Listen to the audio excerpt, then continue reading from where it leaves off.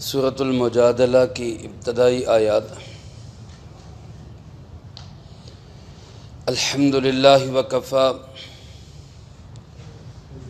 وسلام علی عبادہ الذین اصطفی، خصوصاً علی سید الرسل وخاتم الانبیاء وعلی آلہ واصحابہ الاتقیاء۔ اما بعد فاعوذ باللہ من الشیطان الرجیم، بسم اللہ الرحمن الرحیم۔ قد سمع اللہ قول التي تجادلك في زوجها وتشتكي إلى الله والله يسمع تحاوركما إن الله سميع بصير۔ الذين يظاهرون منكم من نسائهم ما هن أمهاتهم إن أمهاتهم إلا اللائي ولدنهم وإنهم ليقولون منكرا من القول وزورا وإن الله لعفو غفور۔ قد سمع اللہ، یقیناً اللہ پاک نے سن لی، قول التی تجادلک فی زوجہا، بات اس خاتون کی جو آپ سے بحث کر رہی تھی اپنے خاوند کے بارے میں، وتشتکی الی اللہ، اور اللہ سے شکایت کر رہی تھی، واللہ یسمع تحاورکما، اور اللہ رب العالمین سن رہے تھے تمہاری آپس کی گفتگو۔ ان اللہ سمیع بصیر، یقیناً اللہ پاک سننے والے ہیں، دیکھنے والے ہیں۔ الذین یظاہرون منکم من نسائہم، وہ لوگ جو ظہار کرتے ہیں تم میں سے اپنی عورتوں کے ساتھ، ما ہن امہاتہم، وہ ان کی مائیں نہیں ہیں، ان امہاتہم الا اللائی ولدنہم، ان کی مائیں کوئی نہیں سوائے انہی کے جنہوں نے ان کو جنم دیا۔ وَإِنَّهُمْ لَيَقُولُونَ مُنْكَرًا مِنَ الْقَوْلِ وَزُورًا، اور یقیناً ایسے لوگ ایک گناہ کی بات اور جھوٹ کہتے ہیں۔ وَإِنَّ اللَّهَ لَعَفُوٌّ غَفُورٌ، اور یقیناً اللہ پاک بہت معاف کرنے والے اور بخشنے والے ہیں۔ اس سورۃ مبارکہ کا نام سورۃ المجادلہ ہے۔ مجادلہ جدال سے ہے، اور جدال کہتے ہیں آپس میں تکرار کو، بحث و مباحثہ کو، زبانی کلامی جو جھگڑا ہو اس کو جدال کہا جاتا ہے، اور مجادلہ کا معنی آپس میں بحث و مباحثہ کرنا، تکرار کرنا۔ اس سورۃ مبارکہ کی پہلی ہی آیت میں ایک خاتون کا، ایک عظیم خاتون کا جناب محمد کریم صلی اللہ علیہ وسلم کے ساتھ کچھ مباحثہ ہوا۔ اسی مناسبت سے اس سورت کا نام سورۃ المجادلہ۔ مدنی سورت ہے، ہجرت کے بعد نازل ہوئی، اور مدینہ منورہ کے بھی آخری دور میں نازل ہوئی، اس لیے نازل ہونے کے اعتبار سے اس کا نمبر 105 ہے۔ 114 سورتوں میں سے 105ویں نمبر پہ یہ سورۃ مبارکہ نازل ہوئی۔ ترتیب کے لحاظ سے اس کا نمبر 58 ہے، یعنی اس سے پہلے 57 سورتوں کا درس الحمدللہ ہم سماعت فرما چکے، اللہ پاک اس کو قبول فرمائے۔ آیات اس کی 22 ہیں اور رکوع 3 ہیں۔ اس سورۃ مبارکہ میں ایک تو سب سے پہلے زہار کا مسئلہ بیان ہوا، مسئلہ زہار کیا ہے، اس کی حقیقت کیا ہے، شرعی حیثیت کیا ہے، اس کا تذکرہ میں آگے چل کے کرتا ہوں۔ دوسرا مسئلہ جو بیان ہوا وہ آپس میں سرگوشیاں کرنے کا ہے۔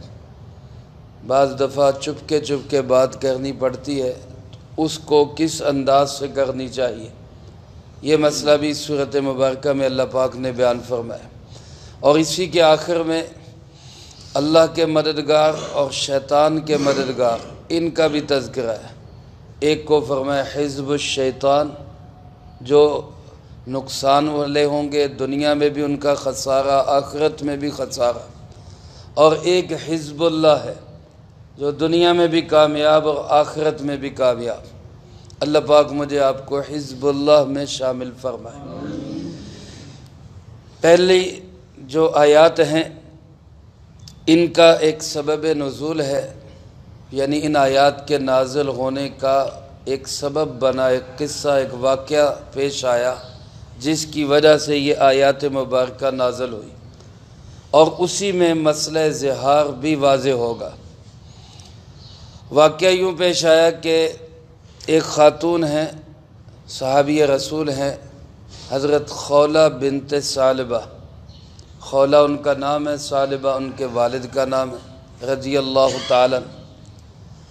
ان کی شادی ہوئی تھی حضرت عبادہ ابن صامت رضی اللہ تعالیٰ عنہ، جو مشہور صحابی ہے، ان کے بھائی اوس بن صامت رضی اللہ تعالیٰ عنہ کے ساتھ۔ یہ بھی انصاری صحابی ہے، قبیلہ خزرج کے صحابی ہے، اوس بن صامت۔ حضرت عثمان رضی اللہ تعالیٰ عنہ کے دور خلافت میں فلسطین کے اندر ان کا انتقال ہوا، جہاد کرتے ہوئے فلسطین میں گئے، وہاں پہ ان کا انتقال ہوا۔ یہ حضرت اوس بن صامت رضی اللہ تعالیٰ عنہ اور خولہ بنت ثعلبہ دونوں خامند اور بیوی تھے۔ جوانی گزر گئی، بچے بڑے ہو گئے، خود بڑھاپے میں چلے گئے، تو بڑھاپے میں آ کے ذرا مزاج چڑچڑا ہو جاتا ہے، غصہ آنے لگ جاتا ہے۔ میں تو بلکہ بعض اوقات کوئی بندہ زیادہ غصہ کرے تو اس کو کہتا ہوں کہ بوڑھے تو نہیں ہو گئے، تو بوڑھے ہون تو آپ سارے ڈر دیں، پھر جلدی نہیں میں تو ویسے ہی غصے تو فوراً باہر آ جانا۔ تو غصہ آ جانا اور ہائپر ہو جانا اور ایک دم چڑچڑا پن ہو جانا، یہ بڑھاپے کی علامات ہے۔ اللہ پاک ہمارا بڑھاپا بھی اچھا بنا دے۔ غصے میں ایک دفعہ اپنی بیوی کو، حضرت خولہ کو، انہوں نے کہا انتی علیہ کا ظہری امی، تو میرے لیے ایسے ہے جیسے میری ماں کی پشت ہے۔ زہر کہتے ہیں، زہار اسی سے ہے، زہر اس پشت کو اور کمر کو کہا جاتا ہے۔ اور اگر کوئی شخص اپنی بیوی کو اپنے محرم رشتہ دار، ماں، بہن، بیٹی، پھوپھی، خالہ، بھتیجی، بھانجی، ان محرم رشتہ داروں کے کسی ایسے جسمانی عضو کے ساتھ تشبیہ دیتا ہے جس کو دیکھنا جائز نہیں ہے، پشت کے ساتھ، پیٹ کے ساتھ، یا ایسے کوئی اعضاء جن کا چھپانا ضروری ہے، ان کے ساتھ اپنی کسی محرم رشتہ دار کے ساتھ تشبیہ دے لیتا ہے، تو اس کو عربی زبان میں اصطلاح شریعت میں اس کو کہتے ہیں زہار کرنا۔ زہار کرنا اسلام سے پہلے اس زہار کو بڑا سخت سمجھا جاتا تھا، طلاق سے بھی زیادہ سخت، 3 طلاقوں سے بھی زیادہ سخت۔ طلاق کے بعد بھی کوئی صورت تھی رجوع کی، 3 طلاق کے بعد بھی کوئی صورت حلالے کی شکل میں رجوع کی نکل آتی تھی، لیکن زہار کو وہ سمجھتے تھے کہ ایسے ہو گئی بیوی کے جیسے بالکل حرام ہے، اب ان کا آپس میں کوئی نباہ ہو ہی نہیں سکتا۔ عرب کے معاشرے میں یہ سمجھا جاتا ہے۔ تو جب اوس بن صامت نے یہی الفاظ کہے، اسلام میں یہ پہلا واقعہ پیش آیا تھا، اس سے پہلے نہیں یہ واقعہ ہوا، تو اب مسئلہ بن گیا کہ اب کیا صورتحال ہے۔ لوگوں سے پوچھا تو لوگوں نے کہا بھئی بس رواج کے مطابق، معاشرے کے مطابق اب یہ بیوی اپنے خاوند کے لیے پکی پکی حرام ہو گئی۔ حضرت خولہ بنت ثعلبہ رضی اللہ تعالیٰ عنہ جناب محمد کریم صلی اللہ علیہ وسلم کے پاس، خاوند اور بیوی کو آپس میں پیار بھی بہت تھا، احساس بھی ہوا۔ خاوند نے بھی کہا بھئی یہاں مسئلہ حل نہیں ہوگا، مجھے تو شرمندگی ہو رہی ہے، تم حضور نبی کریم صلی اللہ علیہ وسلم کے پاس چلی جاؤ، آپ صلی اللہ علیہ وسلم سے پوچھو کہ ہم کیا کریں۔ چنانچہ یہ خاتون سرکار دو عالم صلی اللہ علیہ وسلم کے پاس آئی۔ اماں جان سیدہ عائشہ صدیقہ رضی اللہ تعالیٰ عنہ راوی ہے، بخاری شریف میں یہ روایت موجود ہے، فرماتی کہ میرے گھر میں تھے آپ صلی اللہ علیہ وسلم، یہ خاتون آئی اور اس نے آ کے اپنا مسئلہ پیش کیا کہ جی میرے خاوند نے مجھے یہ الفاظ کہہ دیے کہ تو میرے لیے ایسے ہے جیسے میری ماں کی پوچھ، اب میرا کیا مسئلہ ہے؟ تو سرکار دو عالم صلی اللہ علیہ وآلہ وسلم نے فرمایا کہ اس بارے میں جو معاشرے میں ہے وہی ہے مسئلہ، حرام ہو گئی۔ تو اس نے کہا کہ نہیں، آپ مجھے کوئی حکم خداوندی بتائیں، اللہ کا کوئی حکم بتائیں۔ معاشرے میں تو ٹھیک ہے یہی ہے کہ حرام ہو گئی، اللہ کا کوئی حکم بتائیں، وہ کیا ہے؟ تو رسول اللہ صلی اللہ علیہ وسلم نے فرمایا کہ اس کے بارے میں میرے اوپر اللہ کی طرف سے کوئی وحی نازل نہیں ہوئی۔ ظاہر اس وقت تک کوئی حکم نہیں آیا تھا، آپ نے فرمایا بھئی اس کے بارے میں کوئی حکم نہیں آیا، اللہ کا کوئی حکم نہیں۔ تو کہتے ہیں کہ اس عورت نے اللہ کے محبوب صلی اللہ علیہ وسلم سے کہا کہ جب میرے خاوند نے طلاق کا لفظ بولا نہیں تو میں کیسے حرام ہو گئی؟ طلاق تو اس نے نہیں کہا، پھر میں کیسے حرام ہو گئی؟ بس اس نے اتنا کہا تو میرے لیے ایسے جیسے میری ماں کی پشت، ان الفاظ سے میں ایسی پکی حرام کیسے ہو گئی؟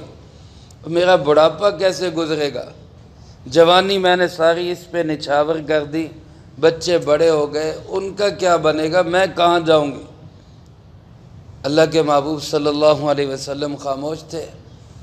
جب اس نے کہا کہ مجھے کوئی قرآن کا حکم بتائیں، آپ نے فرمایا قرآن کی کوئی وحی نازل نہیں ہوئی۔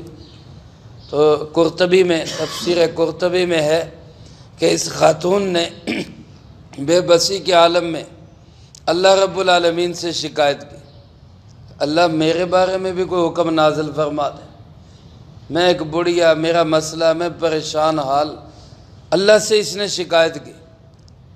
اور پھر سرکار دو عالم صلی اللہ علیہ وسلم سے کہنے لگی، تفسیر قرطبی میں ہے، کہنے لگی ویسے تو آپ پہ بہت سارے احکامات آتے رہتے ہیں، وحی آتی رہتی ہے، لیکن میرا مسئلہ آیا تو کوئی وحی نہیں آ رہی، یہ کیا ماجرا ہے؟ اللہ کی شان حضرت اماں جان سیدہ عائشہ صدیقہ رضی اللہ تعالیٰ عنہ فرماتی ہیں ابھی یہ خاتون وہی تھی کہ سرکار دو عالم صلی اللہ علیہ وسلم پہ وحی کے آثار شروع ہو گئے، ہمیں محسوس ہونے لگا کہ آپ پہ وحی نازل ہو رہی۔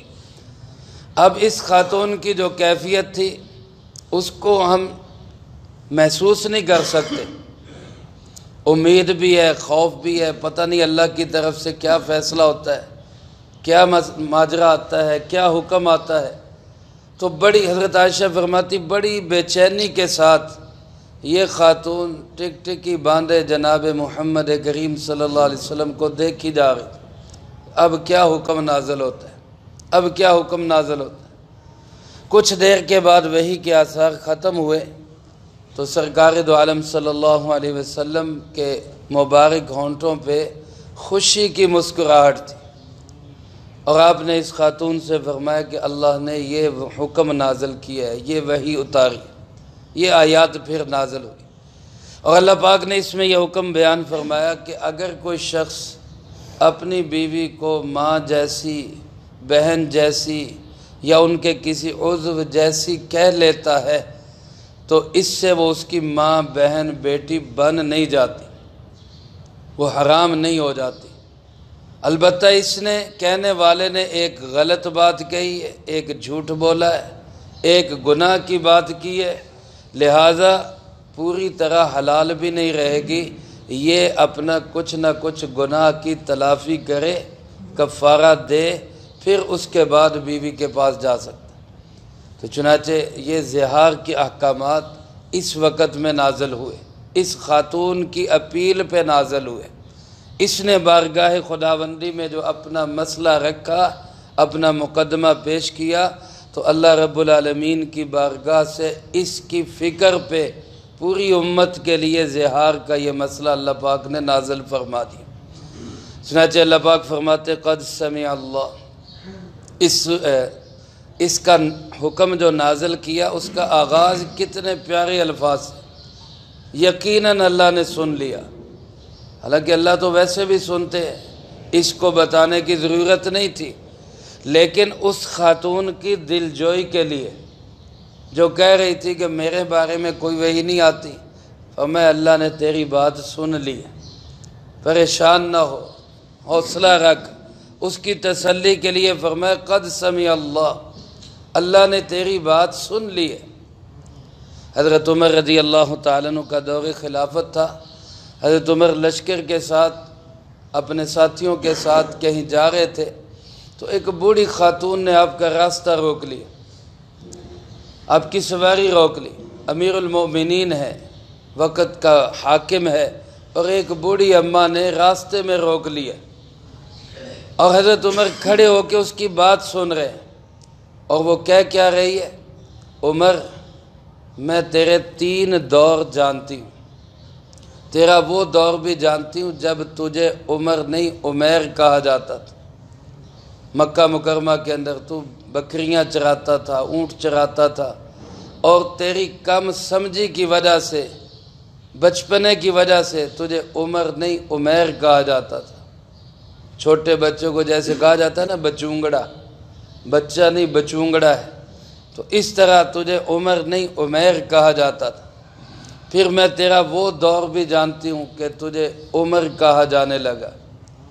آج میں تیرا یہ دور بھی جانتی ہوں کہ تجھے امیر المؤمنین کہا جانے لگا۔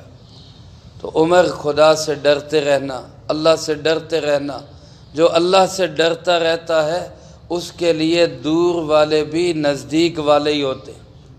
وہ اس طرح کی نصیحتیں کرتی رہی، اور حضرت عمر 22 لاکھ مربع میل کا حاکم سر جھکا کے اس اماں کی باتیں سنتا رہا۔ لوگوں نے کہا کہ حضرت ایک بوڑھی کی وجہ سے، ایک خاتون کی وجہ سے آپ نے اتنی دیر سب کو روکے رکھا اور آپ اس کی ایسے بات سنتے رہے، بس ٹھیک ہے اس کا مسئلہ حل ہو جاتا، اب آگے چلتے۔ تو حضرت عمر رضی اللہ تعالی نے فرمایا کہ جانتے بھی ہو یہ کون ہے خاتون؟ جی کون ہے؟ فرمایا یہ وہی خولہ ہے جس کی بات 7 آسمان کے اوپر اللہ نے بھی سنی، تو میں عمر کیوں نہ سنتا؟ یہ ساری رات بھی مجھے اسی طرح لے کے کھڑی رہتی تو میں ساری رات اس کی بات سنتا رہتا۔ اس عظمت والی خاتون کی بات تو اللہ نے 7 آسمانوں کے اوپر سنی، عمر کیوں نہ سنے؟ تو اللہ پاک فرماتے ہیں کہ اللہ فرما رہے ہیں میں نے تیری بات سن لی۔ قد سمع اللہ قول التی، اس خاتون کی بات تجادلک فی زوجہا، جو آپ سے تکرار کر رہی تھی، بحث و مباحثہ کر رہی تھی اپنے خامن کے بارے میں، کیونکہ اس نے کہا تھا جی انہوں نے طلاق دی نہیں، پھر حرام کیسے ہو گئی؟ اس کو اللہ پاک نے فرمایا تکرار کر رہی تھی۔ وَتَشْتَكِي إِلَى اللَّهِ، اور اللہ سے شکوہ کر رہی تھی۔ جب آپ نے فرمایا کہ بھئی اللہ کی طرف سے کوئی حکم نہیں آیا، تو اس نے پھر اللہ سے شکایت کی کہ یا اللہ میرے بارے میں بھی کوئی حکم نازل۔ اس کو فرمایا وَتَشْتَكِي إِلَى اللَّهِ، اور اللہ فرماتے وَاللَّهُ يَسْمَعُ تَحَاوُرَكُمَا، تم دونوں کی آپس میں جو گفتگو ہو رہی تھی اللہ اس کو سن رہا تھا۔ حضرت عائشہ رضی اللہ تعالیٰ عنہ فرماتی ہیں میں بہت زیادہ دور نہیں بیٹھی تھی، لیکن پھر بھی اس کی بات کو میں ذرا مشکل سے سن رہی تھی، پوری بات سمجھ میں نہیں آ رہی تھی، لیکن قربان جائیں اللہ رب العالمین پہ کہ جو اتنا قریب ہے کہ اللہ اس کی ساری بات کو سن رہا تھا۔ اور فرمایا ان اللہ سمیع بصیر، صرف یہی ایک واقعہ نہیں، اللہ تو ویسے بھی ہر بات کو سننے والے اور ہر بات کو دیکھنے والے۔ اس کے بعد فرمایا الذین یظاہرون منکم من نسائہم، تم میں سے جو مرد اپنی عورتوں کے ساتھ زہار کر لیتے، اپنی عورتوں کو محرم رشتہ داروں کے کسی ایسے عضو کے ساتھ تشبیہ دے لیتے ہیں جس کا دیکھنا ناجائز اور حرام ہے، ماں کی پشت، ماں کی پیٹھ، ماں کا پیٹ یا ماں کے ایسے اعضاء جن کا دیکھنا ناجائز ہے، ان کے ساتھ اگر کوئی شخص اپنی بیوی کو تشبیہ لے لیتا ہے تو پھر وہ کیا کرتا ہے؟ فرمایا ما ہن امہاتہم، اس سے وہ ان کی ماں بن نہیں جاتی، وہ ماں نہیں ہے، ماں وہی ہے جس نے جنم دیا، ان امہاتہم الا اللائی ولدنہم، ماں وہی ہے جس نے جنم دیا ہے، جس نے اپنے بطن میں اٹھا کے پھر پیدا کیا ہے، اس کے سوا کوئی ماں نہیں ہے۔ اللہ پاک فرماتے ہیں چاہے وہ ماں کہے چاہے وہ کوئی اس کو تشبیہ دے، اس سے کوئی حکم نہیں لاگو ہوتا، سوائے اس کے کہ ایک گناہ کی بات کہی ہے، ایک جھوٹ بولا ہے، ایک بری بات کہی ہے، اور اس بری بات کی تلافی کفارے کے ساتھ کرنی ہو۔ چنانچہ فرمایا انہم لیقولون منکرا من القول، ایسے لوگ ایک گناہ کی بات کہتے ہیں، منکر کہتے ہیں عجیب اور انوکھی اور گناہ کی بات کو، فرمایا ان لوگوں نے ایک گناہ کی بات کہی ہے، وزورا اور جھوٹ کہا ہے۔ ایسے کہنا ظاہر ہے یہ جھوٹ ہے، جیسے ماں محترم ہے، جیسے ماں کے اعضائے مستورہ کو دیکھنا وہ حرام ہے، بیوی تو ایسی نہیں ہے، بیوی کے اعضاء کو دیکھنا تو جائز ہے، اس پہ تو کوئی پابندی نہیں، اور اللہ کی ایک حلال چیز کو حرام قرار دینا، اس سے بڑا جھوٹ اور کیا ہوگا، اور اس سے بڑی گناہ کی بات اور کیا ہوگی۔ تو اس لیے فرمایا انہوں نے گناہ کی اور جھوٹ کی بات کہی۔ اب کیا ہوگا؟ اللہ فرماتے وَإِنَّ اللَّهَ لَعَفُوٌّ غَفُورٌ، یقیناً اللہ پاک معاف کرنے والا اور بخشنے والا ہے۔ اگر کوئی خاوند ایسی غلطی کر بیٹھتا ہے تو یہ نہیں کہ اس کی تلافی کوئی نہیں، معافی کوئی نہیں، اس کے لیے بھی معافی ہے، تلافی ہے، وہ کفارہ ادا کرے، اللہ اس کے گناہ کو معاف کر دے گا۔ چنانچہ اگلی آیات میں پھر اللہ پاک نے زہار کے کفارے کو بیان کیا، اس کا تذکرہ انشاءاللہ اگلی فرصت میں آئے گا۔ اللہ پاک سے دعا ہے اللہ مجھے آپ کو سب کو قرآن و سنت کی صحیح سمجھ نصیب فرمائے، جو کہا سنا اس کو زندگی میں لا کے دوسروں تک پہنچانے کی توفیق عطا فرمائے۔ اللہم انت السلام ومنک السلام، تبارک ربنا وتعالیت یا ذا الجلال والاکرام۔ اللہم اعنا علی ذکرک وشکرک وحسن عبادتک، اللہم احسن عاقبتنا فی الامور کلہا وأجرنا من خزي الدنيا وعذاب الآخرة، اللهم باقية كباقية الوليد، اللهم استر عوراتنا وآمن روعاتنا، اللهم إنا نجعلك في نحورهم ونعوذ بك من شرورهم، اللهم اكفنا بحلالك عن حرامك وأغننا بفضلك عمن سواك، اللهم اكفنا كل مهم من حيث شئت ومن أين شئت، رب اغفر وارحم وأنت خير الراحمين، رب ارحمهما كما ربياني صغيرا، اللهم ربنا تقبل منا إنك أنت السميع العليم وتب علينا إنك أنت التواب الرحيم، وصلى الله على النبي الكريم وعلى آله وأصحابه أجمعين برحمتك